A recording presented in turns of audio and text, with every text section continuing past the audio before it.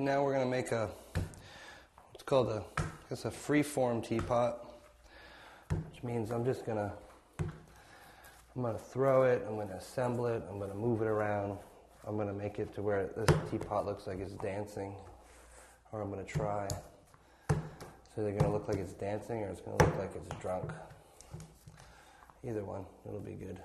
And they're fun to make. It's all about assembling and throwing these pieces, throwing slabs, all of it. It's real fun. So you want to start with a nice wedge piece of clay, and you want to remember, once you get that wedge, that's the part that's going to go on the wheel head, and that's the part of the dimple that's going to go up. So otherwise, this little dimple will give you problems all the way up. So now we got that. I want to bring it to the wheel. I'm going to clean off our wheel head from there. All right. Now I want to put that over there, and we'll save it. Get this on center as much as possible. All right. Now we're ready to go.